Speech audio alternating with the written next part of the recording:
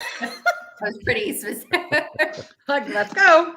I feel like we got started within 10 minutes, so we did okay. Mm-hmm. All right. Good morning. Good morning. How is everyone today? Good morning. Doing great. My Yeah, kids we're are at good? school. It's a good day. There's what? I said my kids made it back to school. It's a good day. Anytime the kids go to school, it's a good day. Is that correct? Yeah. Mm-hmm. I start to get the anxiety around now because I'm like, oh, it's really close to June. It's like the second half of the year. And then they're home again. Yeah, Giovanni said to me the other day, he goes, Mom, I was thinking, what if I went to camp? I'm like, tell me more. You want to go to camp? Yeah, you want to go? I'm in. I'm in. Let me know. Let me hear all about What kind it. of camp?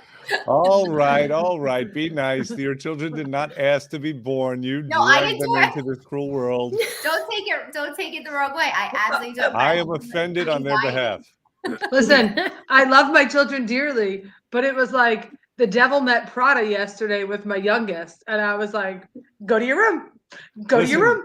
You do realize that our parents must have been speaking about us in the same way. Of course. But And except now now you're when the thinking- grandparents hear it, they're like, It's I horrible. can't, like they're gasping, holding their breath. I'm like, relax. Isabella called me Toots yesterday, and I was like, on a Sunday? She could call you worse. Don't worry about it. Do you Let's want to go, be a Toots. baker? Yeah. All right. Let's get started. Okay. Good. We got a lot to talk about today. Jackie chose the topic for today, and it's kind of like that teen game that you play when you're sitting around and you say, "What would you do for $1 million?" Or would you rather eat bugs or show up to school in only your underwear, or something like that. So we're going to be doing that today regarding weight loss and health. Yes. Before we get to that, though, I do want to make a comment. We have been pushing this idea of getting weight off and keep it off. We will not stop pushing that because it is simply what everyone wants. And Not what everybody wants, what everybody needs. It's both. It's wanted Right? and needed. It's wanted and needed, right, Jen? Totally. We hear it all the time. So we're going to continue to do that. Last week we did kind of a promo with that, where we packaged up a program to lose weight and the program to keep it off, the new ThinTech program, which is really cool. We got a big response on that. A lot of people want and need this. So this week, what we're doing is we are doing something we've never done before. We're setting up consultations for keeping weight off. This is, as far as I know, unprecedented in the whole field of weight loss and weight maintenance. In other words, most of the time people come in for a consultation, it's to lose weight. But I want to do a consultation with people who have lost weight, with people who want to know how to keep it off. So it's going to be a half hour of my time, plus it comes with the ThinTech guidebook, which we're getting phenomenal responses and feedback about. And that's going to be, we're doing that. You will have to pay for it. You need to value it. So it's $27 for both of those. Oh my God, $27 to change your life forever. Okay, that is the game plan this week. The other thing we're doing is we're doing a Share the Love promotion. People are panicking now. It's February 14th. Everyone's going to have to be naked in front of their spouses. Mark your calendars in case, just in case you Bite your tongue. What? Like, does that bring up some anxiety? Lights on? Lights on or lights off? Finally. Could we do a survey with that? Trish and I are playing a drinking game right now. We should. You're trying All to right, hide. lights on, drink. Lights on or lights off. I mean, it's as simple a question as there could be when it comes to love. We are going to be celebrating love in all of its manifestations in a few weeks. And this is something you're going to have to confront. And I got to tell you something. Confronting things is frightening. We want to run from it, but it's a good thing. It forces you to be better. Okay. Yeah, so you can't be comfortable all the time. You can't be comfortable all the time. Who are these people who want to be comfortable all the time, Jackie? I know a lot of people where they kind of hide behind it, and it's like, okay, well, it's just a little loose sweatshirt, it's just a stretch pants, okay. And then the time comes, and it's like, how can I lose 25 pounds by Friday? And it's like, oh, it just crept up on me for 6 months. You knew this was coming, and it just crept up on you. Pretty sure that date has been on the calendar. You could do that for I'm guilty. 364 days a year, but come Valentine's Day, you don't have that option anymore. Especially when your husband is getting the peignoir set for you from Frederick from Hollywood.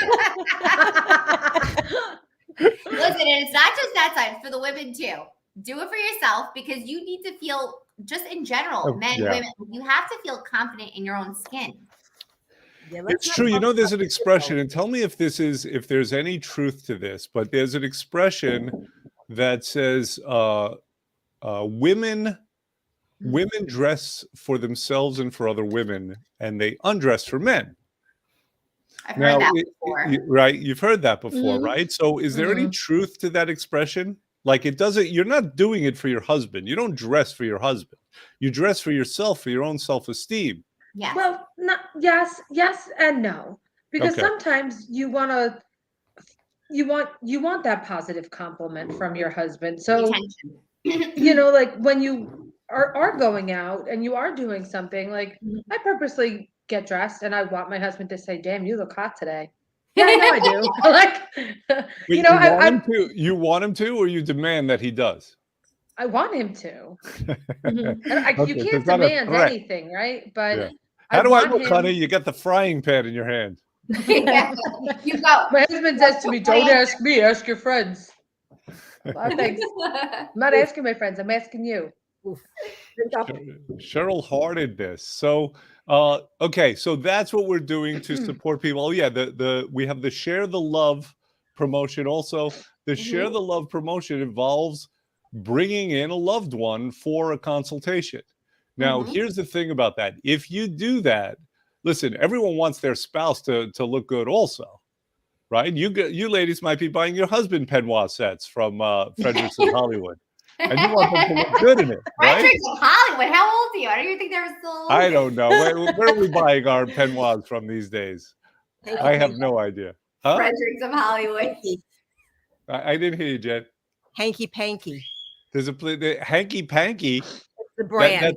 That's a store, or are you just referencing Valentine's Day? Brand. It's a brand. Okay. And poor Dr. R. You're okay, guys. I think we're embarrassing people. Like some people were on before and they're not anymore. Guys, you can take this. If I can, you can. Okay. So who wears those? Jen does. Jen. We're not going there. All right. The point is that we want our spouses to look good, and not only that, but we want the people around us to be healthy and to support us in our goals, to understand it. Getting on the same page works. So a lot of people have originated to us that they want to have their spouse come in, possibly do the program. Sometimes there's some resistance on the part of the spouse. It makes sense. There doesn't have to be. We're very gentle. But if they come in for a consultation, we are adding a 10-day bottle to a program, a current or future program. So in other words, we're adding 10 more days of weight loss, and just as a gift to reward you for that. Yeah. All right. Good. Let's move on to the topic. Jackie, can you explain it to us, please? I don't fully understand. So, believe it or not, this stemmed from my son. He has this conversation debate in school, and it was like, would you rather ride an elephant or ride a camel? Would you rather do this? Would you rather do that? And then it was like, would you rather, it was like some sort of crazy exercise or watch TV? And I don't know why it clicked in my head, but it came to where it was like, it has to be one or the other. And I kind of felt like, well, why do you have to choose one? So why do we have to choose health or something and make it seem like we're sacrificing, where like we can't have both? And I felt like there's, we always discuss about, we discussed this morning about being infinite or priceless. What we're providing or our health, I don't think is actually given enough value. We say it, we get it, but we don't really appreciate and understand it. It's feel like a theoretical thing. Yes, exactly. I feel like until something unfortunately bad happens, a lot of people don't make a move. they don't react. It's like, That's oh, right. it's like now it's too late. Now I have to try to reverse all the damage I've done. If we could live happy, healthy, hopeful, which we constantly say, if we put that out there, have we hit the jackpot? Is it a would you rather one or the other? I mean, essentially, I feel like it is priceless, and I don't think we put enough emphasis on that. Got it. So what is the question that we're posing? From this point, do you find from me, and let me know if I'm saying this correctly, but in terms of health, will you find happiness if you're healthy? Is that hitting the lottery for you? Some people don't see the oh, I will be happy because I'm thinner, leaner, healthier. They think it's a chore. It's something you have to do. Okay, got it. So, okay, good morning, Danielle. Good morning, Elizabeth. So Good morning. the question we're posing today is, would you rather be healthy and do the things that entails, or would you rather have all of those kind of momentary pleasures? Yeah. And all of the other things, and this is how some people set it up in their minds. We might not believe that it's a choice, but let me pose this question first to Jennifer, who's suspiciously quiet since I started talking about lingerie. Jennifer, what would you rather have? And I think I know the answer, given that you're a health coach, but what is your take on this? My take is, as Jackie said, people see it as punishment for what they've done wrong rather than as reward for living a better life. So, we don't exercise because we've been bad. We exercise because it's good for us. We don't eat healthy because we want to punish ourselves for having gained weight. We eat healthy because we want to change our lifestyle. So people look at it, we live in a society that's black and white, either or. You are being punished for things that you've done rather than thinking, and I've used this phrase before when clients come into the office, they come in, they're like, I don't want to get in trouble. I didn't want to come in. You're already in trouble, girl. We're getting you out of trouble. That's why we help people. It's to get you out of a lifetime of troubles, a lifetime of ill health, a lifetime of being overweight and not being able to climb up the stairs, a lifetime of trying to do yoga and not being able to do the proper pose because your belly gets in the way. Been there. So, whenever I say things, I'm not mocking people who are bigger. I usually use a lot of personal experience. So it is, I flipped my thinking. So the answer is we have to get people to think differently, and whatever it is that is crushing them, besides their own body, whatever their point of pain is, that's what we need to get them to look at so that we can get them to get healthy and shift their mindset. Got it. Okay, good. And how about Trish? What comes to mind for you? So when you went back to, you were saying it's either like a lifetime or like the happy moments, that was, where we were going with that. I mean, the lifetime of being healthy is obviously, I think, everybody's ultimate, choice. For myself also, but right. Like, who doesn't want that? That's stupid. Right. It's but then I feel like in people's heads, looking forward, it makes people nervous. So maybe celebrating the happy moments along the way instead of full force. I feel like that sets people back. I know myself, long term, I celebrate more the little milestone happiness along the way. Looking forward long, I think makes people nervous. I know it makes me nervous. Yeah, so, it's overwhelming. Right. It's overwhelming, and it's oh, I'm never going to be able to do this. I'm never going to be able to do that. So if you celebrate all the smaller things along the way, I feel like that brings me happiness. Yeah. And you know what? This is one of the problems that people run into. It's that in order to create health, in order to be, lean like you want, it involves choices. It involves, it's one thing if it involved one choice. Okay, I'm not going to eat for the whole day. I'm willing to do that, right? Or even the whole week, but it's not. It's little choices every single day. And it's choices in that particular moment. And so often we're willing to sacrifice that one moment because it's not going to be catastrophic. If you have the cookie, it's not going to be catastrophic. So when you put that up against like your long-term goal, okay, I can do it now, and then in the next moment, then I'll do the right thing. And that's such a hard, it's such a hard computation to not make. When we're feeling a certain way, it's so easy to make that choice in that moment to do the pleasurable thing, right? As opposed to do the sacrificial thing. Corinne, what do you get from this conversation that we're having now? Would you rather, take the long-term gain, or would you rather be a slave to the moment? No, I personally would rather take the long-term gain. One, for me, like, I have to take the long-term gain because I say to myself all the time, like, I want to be there for my children. And if I continue on the path that I'm at, like, where am I going to be? Watching from the sidelines, not enjoying and not being present in the moment. So for me, long term, I want to be able to do everything that I should be doing at age appropriate wise. So I would rather health, but also remembering, like, I love Jackie's philosophy with a lot of it, which is like, just because you eat healthy doesn't mean it has to taste bad.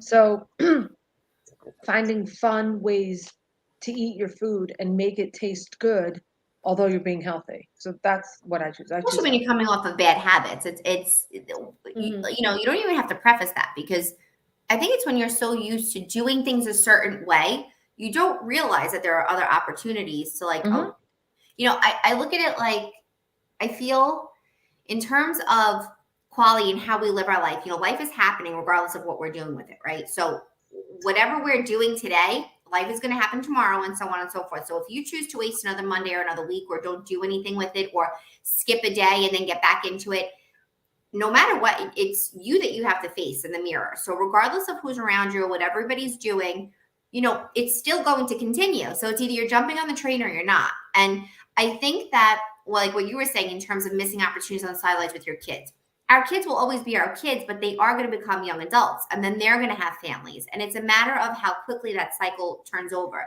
My theory is life is too short and happens way too fast for me to have to think about doing something good for myself. I shouldn't have to decide, should I be doing the right thing, or should I just let me just cheat right now? It should kind of be an effortless decision, part of your everyday practice of like, yeah, you know what? Let's go. I'm going to go try skiing. I'm going to go try to snowboard. You know what? I don't care if my belly gets in the way. I'm going to go try that yoga class. Don't keep pushing it off. Just you kind of have to start to roll with it, because if you put too much plan or effort into it, you stop yourself. Well, I want to go with this. I want to continue on with this theme, but first, just if you're joining us now, be aware of a couple of things. First of all, we're talking about this battle of pitting the now versus the future, right? The long-term gain, and this is something that we always have to be aware of, and it plays more in health than almost any other human endeavor, right? Where we have those constant choices, and it's complicated by the fact that eating is it's a continuum. We have to eat, right? And it's not like, this food will kill us immediately, and this food will bring us instant health. It's there is a spectrum. So it's so easy to kind of rationalize and to get off the path. But also, do not forget that Valentine's Day is coming up, and we are supporting everybody with 2 promotions this week: Share the Love, and also the Keeping It Off consult. So you definitely want to come for that. So I never do this. I just say one promo, and I'm supposed to do it like every 30 seconds or something. So here's what I want to pose to Jen. I personally believe that you can't win a war against yourself. If you're going to pit your pleasure moments against what you want in as far as long term and as far as health, you're going to lose a lot. Right. And so what would you say is the secret to not get involved in that internal battle? How do we have pleasure and of the moment and yet still achieve our long-term goals? So you're asking an Italian to define how to not wrap up pleasure with food. So that's a little bit of a problem right there. But I guess the idea is, I remember growing up, we used to do these barbecues. My father belonged to a professional electronics association. They would do clam bakes, and it was great. But the focus was not on the food. The food was a side event. The focus was on tug of war and what are those things? Those races, those Sack races. sack races, and it involved more on events. And I think we've confused pleasure moments with food moments. So where did that happen? How did that happen, Jen? So I think that the food industry took over the advertising industry. And I think that we've been brainwashed into thinking like, if I eat this diet food, I'm going to lose weight. And it's not this food that's going to cause me to lose weight. It's actually what I'm not eating that will cause me to be healthy. So, I had a cognition the other day, like a realization that I was like getting something out of the pantry. I'm like, oh, if I eat this, I'm not going to lose inches or weight or get healthier if I eat this. That's the Madison Avenue concept. So I think we have to look at pleasure moments as exactly what they are, like memories and events that we connected with people, not food. Food's just an object. That's been conflated somehow. And yes, it might be by advertisers. I would have thought that it does come from, you mentioned being Italian, I would have thought that it does come from cultural influences, that it comes from the old country. I think so too. So the bigger thing is the togetherness table. It's not just the food in and of itself. It's the food that comes to the table that people could savor as a joined moment. So I think we've lost that. We're still having the food without the connection. So maybe the problem is just that we like the food more than we like our families. Is that what are you saying here? No, but I really think this is a conversation everybody has to have with themselves, right? Because you can't continually fight a war with yourself. There's the solution is not to fight, is to somehow come to some kind of a détente where you're not pitting one thing against the other, where you're not pitting your desires against your longer term goals. And that is a tough balance to strike for people. Right. Trish, how do you do that? How do you strike that balance? Are you constantly battling yourself internally, or have you found a way where you can still be at peace and have what you want? Not everything you want. Sometimes I will admit it's very hard for me. Like I really do struggle. I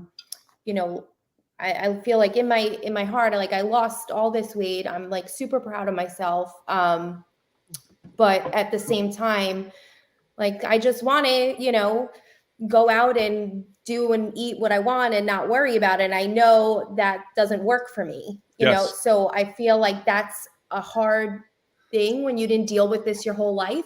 I never dealt with a lot of this stuff. So me going out for dinner is a battle. Like it's looking at a menu and it's looking at a salad, which is not always the healthiest part of, a menu because they load it with so much junk on there. It's probably better off just having that hamburger, but making the decision consciously to just eat something healthy opposed to not is just a battle that I struggle with probably, 80% of my week. Yeah, 80% of you, right. At least 80%. Yeah, it's a lot. lot. What would be the solution? Let's say it wasn't you. Let's say you were having this conversation with somebody else who's engaged in that struggle. What would be the solution to not have this struggle in the first place? I'm going to posit that the struggle is the problem, right? Yeah. It brings about anxiety. And it brings about resentment and how many of us disappointment. How many of us have said, screw it, I don't want to think about this now, I'm having it, damn it, or like almost to spite ourselves and that voice in our head that says, no, you shouldn't do it, right? So how would you advise someone else to not engage in that struggle? Like and then I think I internally do that too. Like in my head, I'm saying, you work so hard to get where you are. Why mess it up with eating that thing that's not going to make you feel, it's going to make you feel crappy and not good. And You know, so Nail I it. feel like that's what I would like to say. Like in that moment, it may taste great and be all, but you're not going to feel good afterwards. You know, so I go through that in my head too, which is, it's not easy either. You know, it's How like, how about you, Corinne? I'm going to pose the same question to you because I think sometimes it's easier to think of solutions when you're talking about a third party, right? If I would ask you how to not have that struggle, what's the solution? It might be hard. But let's say one of your friends were coming to you and just saying, you know, it's so hard. I want so bad to be lean. And yet on the other hand, you know, I want what I want. I want to be free. I don't want to think about this. What would be the Well, solution? How would you guide them? Well, for me, like one of my biggest things is I would say replace what you have in the house. So if you have junk in the house, take the junk out, because that's my successful action. Like Get rid of even temptation. get rid of it, Yeah. because by getting rid of it, you then have to actually think about driving to the store, buying that carton of ice cream, for example. Right. You know, if it's not there, you can't eat it. So out of Yeah. sight, that's out of my mind. thing, you know, like, and, you know, going back into like being in the moment, you know, my mom has said this to me and I've said it to you guys before too, and it's always stuck with me, like, moment on your lips, forever on your hips. Yes, but that's still engaging in the battle.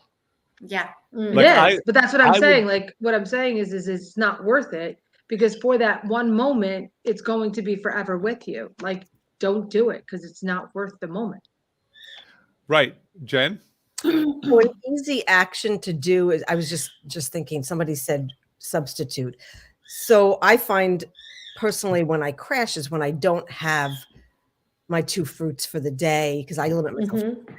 So the easy way to start is, besides jumping on our program, is crowding out.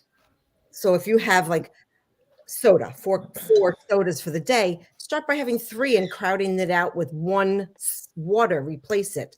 So eventually you push everything that's bad out of the way and it doesn't feel like such a big transition.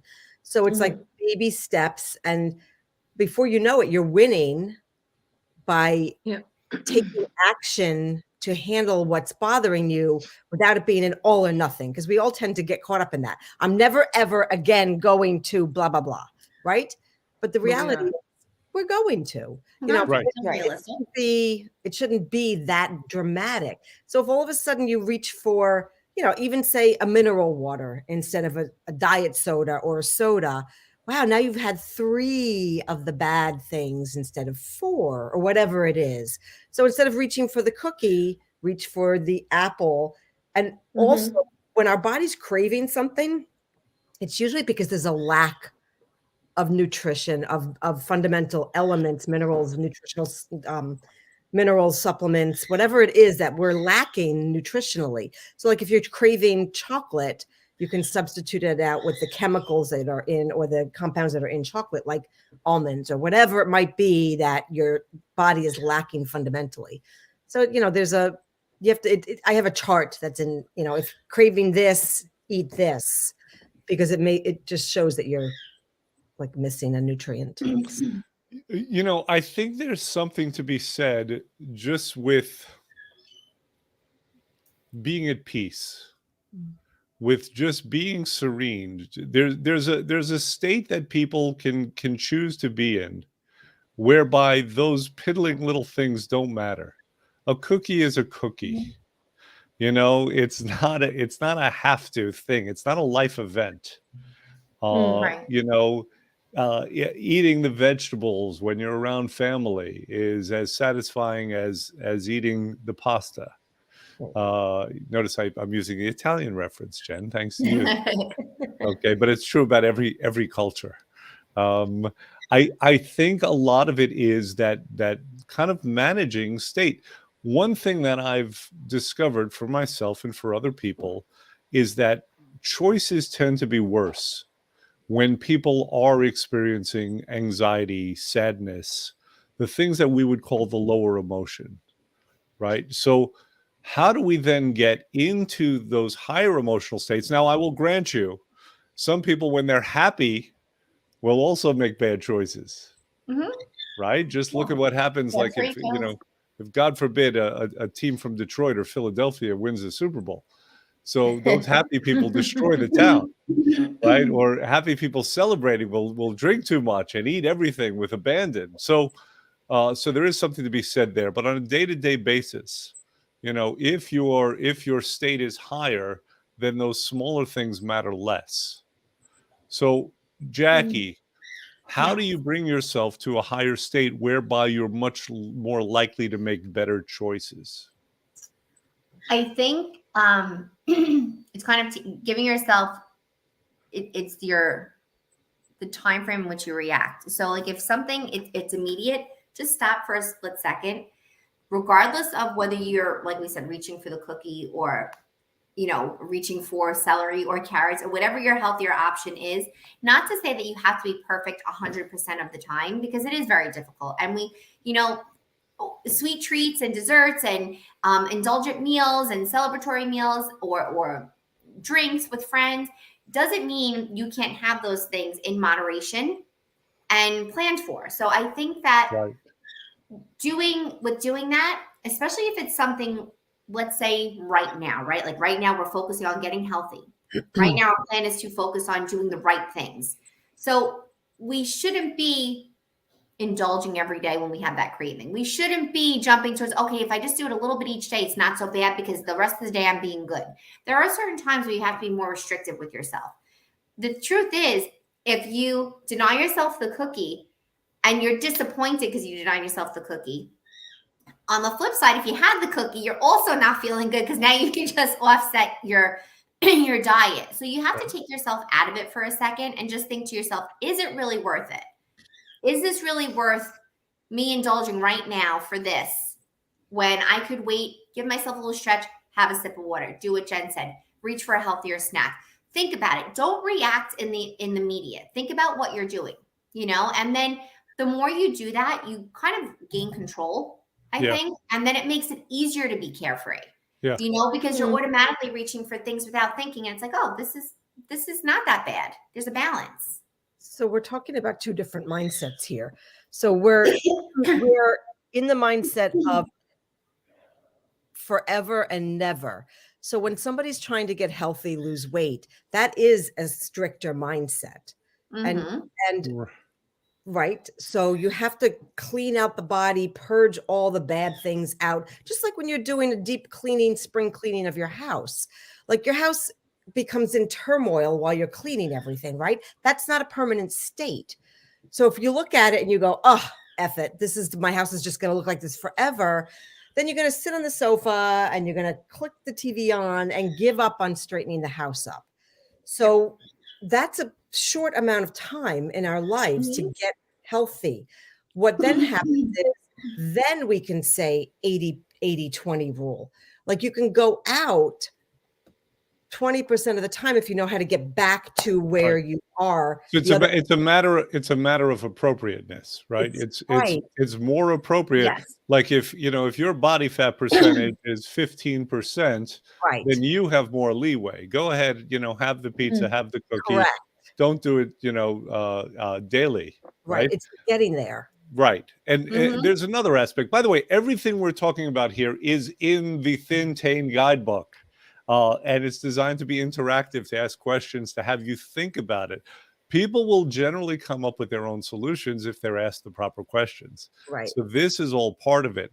But there's one other aspect, and I say this, when we talk about weight loss and weight maintenance, what we're talking about is something that's so encompassing. It involves spirituality, it involves physiology, it involves our emotional states. I mean, it's so involved. So I think one of the problems is that we think we're our bodies, and our bodies have a craving, and we think we're having a craving.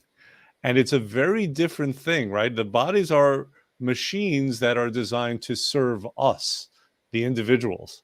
Right. And I know that's kind of an esoteric topic, but there's a way to interpret it as, okay, my body needs to do my bidding. There's a reversal that happens. It's a coup, right? Whereby the body takes over. So when we have a craving, we think, okay, I need to eat or I'm going to die. Whereas if we're making that distinction between who we are and our bodies, it's like, okay, my body has a craving right now, whatever, it gets these things sometimes. Does that make sense to everybody? Yes, Okay. absolutely. Do we see the possibility of that? Yeah. Oh, Okay. it's definitely, once you say it out loud, I think there's a lot of too. I mean, we're big on accountability. So I think that everybody has this misconception, like, I'll just do it myself, or it's a punishment to talk about it, or it's embarrassing to discuss it, or to ask for an opinion or for help. And the truth is, we be in business then, right? I mean, we are a team of, bless you, Okay. bless you. Bless you. It's true. Say it's true. Everyone's supposed to happen. We Sneeze are, the truth, that's a thing. yeah, right. I think that when you realize that if it's something you could do on your own, you would never be questioning yourself. If it's something that was that easy, you would never look for help or something new. You would just continue doing the same thing every day, and you'd never have to question. Which people will do for years on end. Absolutely. Yeah. And I feel like, and that's what brings us back to the whole concept of new year, new you, or New Year's resolutions, or this is going to be it, or now it's the spring, or, you know, winter, summer bodies are built in the winter, and it's a temporary fix for that. And it's inconsistent, right? And it's not, I think you set yourself up for failure that way. I think utilizing the resources for accountability is not a punishment. It's not a bad thing. It's not for you to be yelled at. It's for the support. You know, there is always going to be something ever changing that you could do better to make yourself healthier. You know, I know people that are healthy every single day of their life. They live very healthy lifestyles and they're completely active. And then sometimes they get sick. Things happen, right? Or they tend to fall off a little bit, but they have the tools and resources because they've made it their lifestyle. They've had accountability from other resources, and they go back to them. And guess what? It's not a problem. Where people, if you don't commit to yourself or reaching for that help, you're going to find yourself in that vicious cycle. You know, you're wasting time. Well, this is ultimately how we help people, right? We help people with understanding, and we help people with tools. So yes, but we want to have both of those things available. We want people to avail themselves of greater understanding and avail themselves of greater of the tools that we have to offer as well.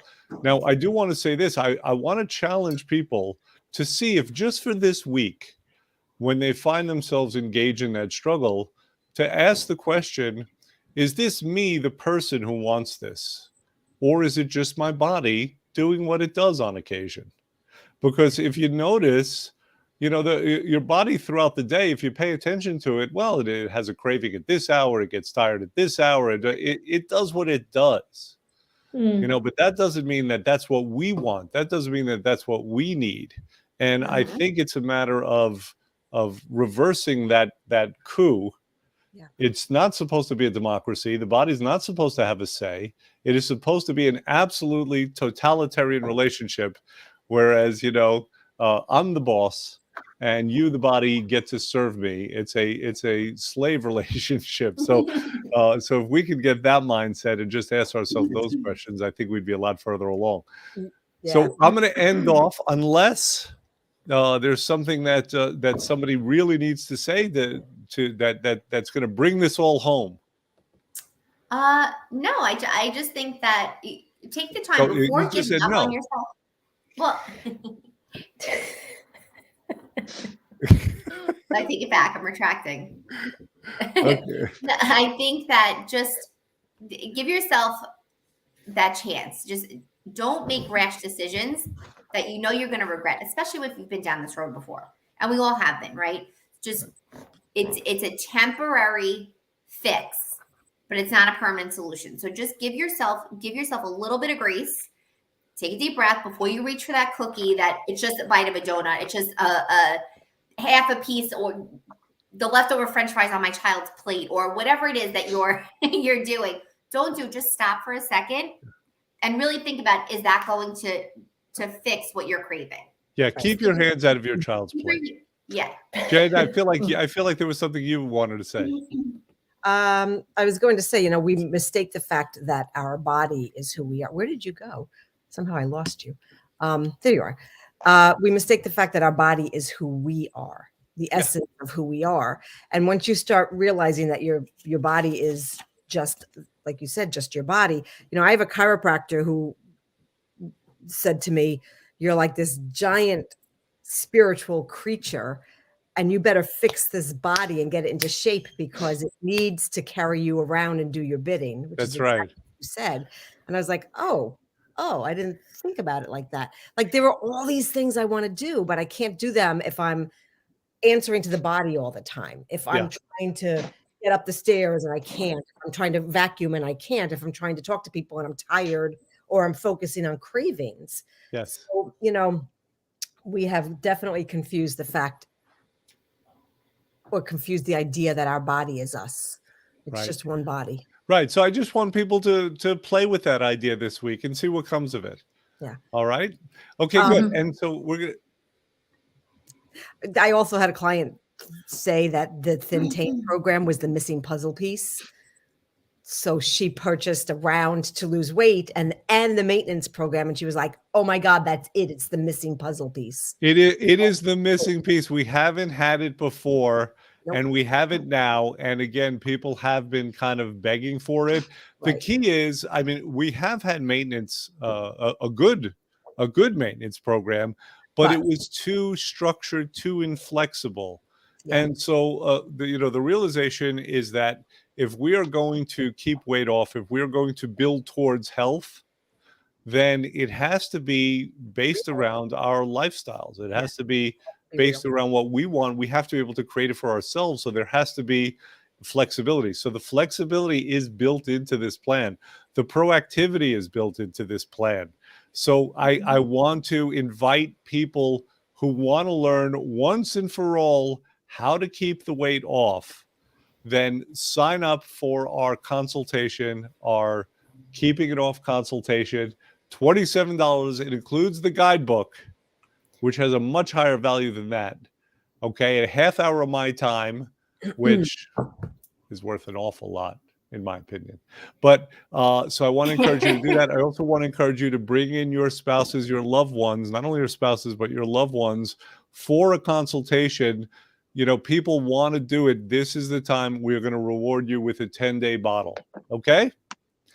All right, that's going to be it. Let's say goodbye. Bye, guys. Bye, guys. See everyone next week. Bye.